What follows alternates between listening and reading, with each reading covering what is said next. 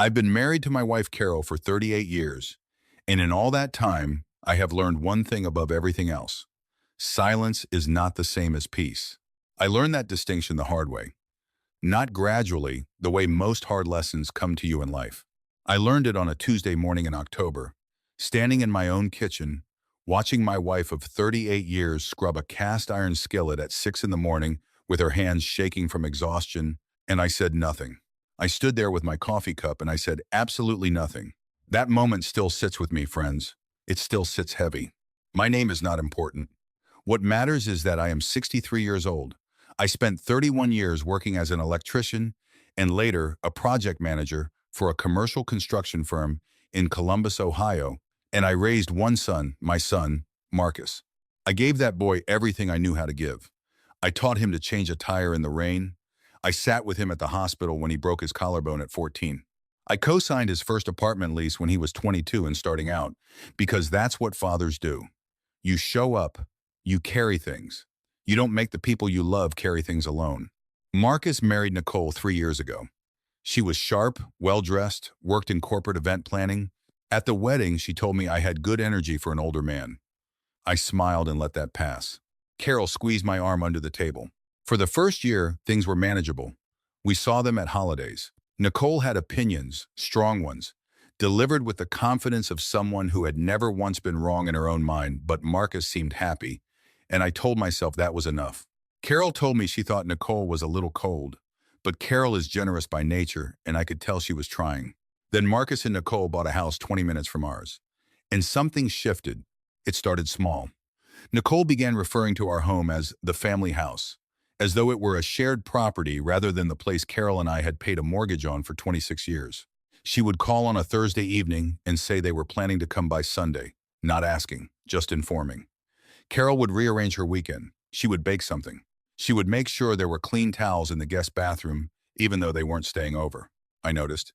Carol told me not to make it a problem. Then one evening in late September, I came home to find Nicole sitting at our kitchen table with a legal pad, a printed spreadsheet, and the kind of expression a person wears when they are about to assign you homework. Carol was standing at the counter pouring Nicole a glass of iced tea. Nicole looked up at me and said, "Good, you're here. We need to talk about Christmas." I set down my keys. "What about Christmas? Marcus and I are hosting this year." She slid the legal pad toward me. "We're inviting my parents, my sister, her husband, their 3 kids, and obviously you two. It's going to be a real family Christmas. Dinner for 14. I looked at the legal pad. There was a numbered list, 22 items, dishes, decorations, tasks, a timeline with color coding. "This is the menu and prep schedule," Nicole said. "I've highlighted Carol's items in yellow." I counted the yellow highlights. 11 dishes, from scratch, including 2 pies, a glazed ham, 4 side dishes, homemade dinner rolls, and something called a decorated butterboard for the appetizer hour. I looked at my wife. Carol was looking at the list with her reading glasses pushed up on her nose, and her expression was careful and still the expression she gets when she is working very hard not to show what she actually feels. "Nicole," I said, "Carol has been dealing with her shoulder since August." The physical therapist said, "It's 3 months away," Nicole said. "Plenty of time to recover." She said it the way you dismiss a weather forecast. I sat down at that table. I looked at my wife, and I looked at that yellow highlighted list, and I made a decision in that moment that I did not yet know how to execute. But the decision was made. I was done watching. That night, after Nicole left, Carol sat on the edge of the bed and said, "It'll be fine. I can manage it." I said, "Carol, you have been managing things that are not yours to manage for 2 years. That's going to stop." She looked at me for a long moment. Then she said, "Don't make trouble, Robert." I said, "I'm not going to make trouble. I'm going to make a change." I didn't sleep much that night. I lay in the dark and I thought about the cast iron skillet at 6 in the morning, and the way Carol's hands were shaking, and all the Sundays she had rearranged, and all the times she had said it's fine because it was easier than saying what it actually was. In the morning, I called my brother Dennis. Dennis is 4 years older than me and has never once in his life tolerated nonsense from anyone. He asked me what was going on. I told him. He was quiet for a moment, and then he said, "Robert, you know what this is. You've known for a while. The question is what you're going to do about it." He was right, I did know. The first thing I did was practical. I called our locksmith, a man named Phil, who had rekeyed our house twice over the years, and I had him come out that Friday while Carol was at her sister's. I had every lock in the house changed. Front door, back door, the side garage entry. New keys cut. I kept 2 sets, one for me, one for Carol. I want to be clear about why I did this. 6 months earlier, Marcus had asked for a spare key in case of emergencies. We gave it to him without a second thought because he's our son. But I had begun to notice that Nicole would reference things in our home, the placement of furniture, items in the pantry, in ways that told me she had been inside when we weren't there. Nothing was taken, nothing was disturbed in any obvious way. But you know your own house. You know when it's been walked through by someone who doesn't live there. Carol didn't know I'd changed the locks. I planned to tell her, but I wanted to take one more step first. I called a travel agent. An actual travel agent, a woman named Barb, who has been booking trips for people in our neighborhood for 20 years. I told her I needed 2 round-trip tickets to Savannah, Georgia. Departure, December 23rd. Return, December 27th. A small hotel on the historic district, the kind with a courtyard and a fireplace in the room, and a restaurant that serves shrimp and grits for breakfast. Barb said, "That sounds like a wonderful Christmas, Robert." I said, "I believe it will be." I paid for it that afternoon. I told Carol that evening. I sat down with her at the kitchen table, the same table where Nicole had presented her color-coded spreadsheet, and I put the printed booking confirmation in front of her. She looked at it for a long time. "We're leaving on the 23rd, I said. "We'll be back the 27th. Christmas in Savannah. Just us." Carol looked up at me. Her eyes were bright. "What about Marcus? What about Christmas dinner?" "Marcus is 31 years old, I said. "He has a wife who is apparently very comfortable organizing things for other people. They'll be fine."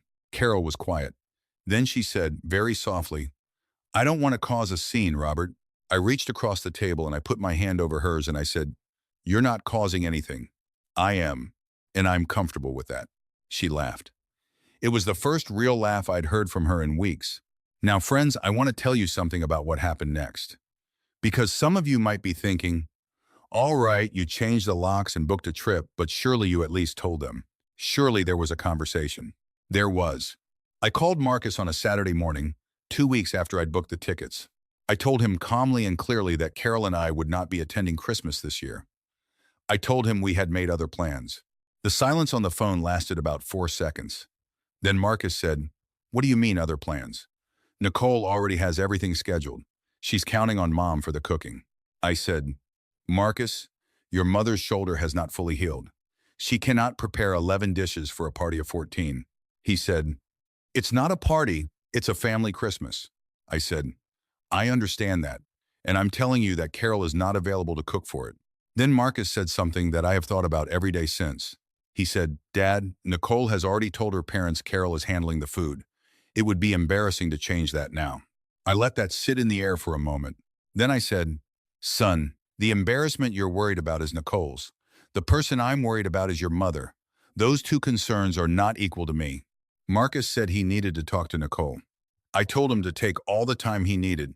Nicole called me that same afternoon. She was using her professional voice, measured, pleasant in the way that is not actually pleasant. She told me she understood I had concerns about Carol's shoulder, but that surely between now and Christmas it would be manageable. She told me she had already sent the menu to her mother. She said Carol had seemed on board when they discussed it. I said, "Nicole, Carol is polite. She's been polite her whole life. Polite and on board are not the same thing." Nicole shifted her tone. She said, "Robert, I'm trying to create a real family tradition here. I would think you'd want to be part of that." I said, "We have 38 years of family traditions, Nicole. Carol and I are going to spend Christmas honoring those traditions in Savannah. I wish you and Marcus a wonderful holiday." I heard her draw in a breath. I said, "Take care," and I ended the call. For the next 3 weeks, I want to be honest with you, it was not comfortable. Marcus called twice more. The first call was an attempt at negotiation. Could Carol just do a few dishes, the most important ones? I said no. The second call was less measured. Marcus told me I was being selfish, that I was ruining something Nicole had worked hard to plan, that I was teaching him that family didn't matter to me. That one landed. I won't pretend it didn't. I said, "Marcus, sit down. I want you to listen to me." He was quiet. I said, I have shown up for you every single time you needed me. Every time. When you were 11 and you were being bullied at school, I was there. When you wrecked my truck at 17 and were too scared to call me, you called me anyway and I came. When you needed that cosign on your lease, I didn't ask questions. I just signed. He said, I know, Dad. I'm not finished, I said. He went quiet again. I said, I have never once asked you to carry something that was mine to carry. I need you to give your mother the same respect. She is 61 years old. Her shoulder has been in physical therapy for 4 months. She is not a catering service. And the fact that Nicole told her parents a thing without asking us first does not make it true or make it our obligation. Silence. I said, I love you. We're going to Savannah. I will call you on Christmas morning. He didn't respond. He hung up. I sat with that for a while. Carol came and sat beside me on the couch and she didn't say anything. She just put her head on my shoulder and I felt the weight of everything we had built together in 38 years. And I knew whatever discomfort was coming, I had made the right call. December 23rd arrived cold and clear. Carol packed a single rolling bag in her good coat. I loaded the car, drove to the airport, and checked us in at the counter. When we got through security and sat down at our gate with 2 cups of airport coffee, Carol looked at me and said, I feel like I've been holding my breath for 3 months. I said, you can breathe now. She did. I watched her do it one slow, deep breath, and that was worth everything. Savannah in December is something I would recommend to anyone, friends. The squares are decorated with lights. The air smells like wood smoke and salt water. The hotel had a fireplace in the room exactly as advertised. And on Christmas Eve, we walked to a restaurant 2 blocks away and had dinner at a table by the window, and nobody needed anything from us. And Carol told a story about our first Christmas together that I hadn't heard in 20 years, and we laughed until the people at the next table started smiling without knowing why. Christmas morning, I called Marcus at 9 o'clock. He answered. He sounded tired. In the background, I could hear voices, Nicole's family, I assumed, and what sounded like some low-grade kitchen tension. I said, Merry Christmas, son. He said, Merry Christmas, Dad. A pause. How's Savannah? I said, it's beautiful. Cold but beautiful. Carol's happy. Another pause. Then he said, the dinner's been a lot. It's a lot to manage. I said gently, I imagine it is. He didn't say anything for a moment. Then, I get it, Dad. I think I get it.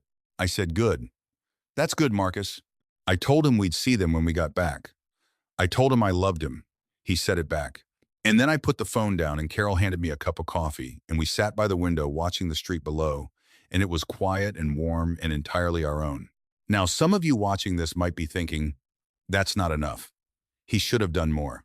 And I want to address that because I've thought about it too. I could have confronted Nicole more directly. I could have put every grievance on the table, the impromptu visits, the way she walked through our home, the list with 11 items in yellow. I chose not to. Not because I was afraid, and not because she wasn't wrong. She was wrong. She had turned my wife into a resource. She had treated our home like a venue and Carol like staff. That was wrong. But here is what I know after 63 years. A confrontation that humiliates someone in front of their family does not produce reflection. It produces entrenchment. The most powerful thing I could do was simply withdraw. Quietly. Completely. No scene, no shouting, no family group text war. Just, we will not be available for that. We are going somewhere else instead. The absence speaks louder than anything I could have said. When Carol and I got home on December 27th, there was a voice message on our landline from Nicole. She said she hoped we had a nice trip. She said the dinner had been successful but exhausting. She said she was looking forward to seeing us in the new year. The tone was different. I noticed it. Carol noticed it too. Marcus came by 2 Saturdays later, alone. He sat at the kitchen table, that same table, and he said, I owe Mom an apology. Carol said, sit down, Marcus. You want coffee? He sat down. She made him coffee. And they talked for an hour while I worked in the garage, and I don't know everything that was said, and I don't need to. What I know is that when Marcus left, he hugged his mother for a long time in the doorway. I saw it from the driveway. Some things don't need to be witnessed to be real. They just need to happen. I am telling you this story, friends, not because I want credit for doing something extraordinary. I didn't do anything extraordinary. I changed some locks. I booked some plane tickets. I told the truth to my son on the phone. These are small things, but small things, done clearly and without apology, have a way of shifting the ground under everything else. Carol's shoulder is much better now. She has started painting again, watercolors, mostly landscapes, something she gave up years ago when life got busy and there never seemed to be time. She set up a little space in the spare room with her easel and her brushes, and sometimes when I walk past the doorway, I can see her standing there in the afternoon light with the concentration of someone doing exactly what they were meant to be doing. That is what I was protecting. Not a principle, not my pride, just that woman, in that light, doing that thing. If you are watching this and you recognize something in this story, if there is someone in your life who has been quietly carrying things that do not belong to them, if there is a list somewhere with their name on it and too many items, I want you to hear this. You do not need to build a case. You do not need to win an argument. You just need to be honest about what you see and be willing to act on it. Change the locks if you need to. Book the flight if you need to. Make the phone call and say the thing you've been rehearsing for 6 months. The peace on the other side of it is worth every uncomfortable conversation that gets you there. And if anyone asks where you'll be for Christmas, go ahead and tell them. Somewhere warm with the person you love and not available. That is more than enough. That is exactly enough.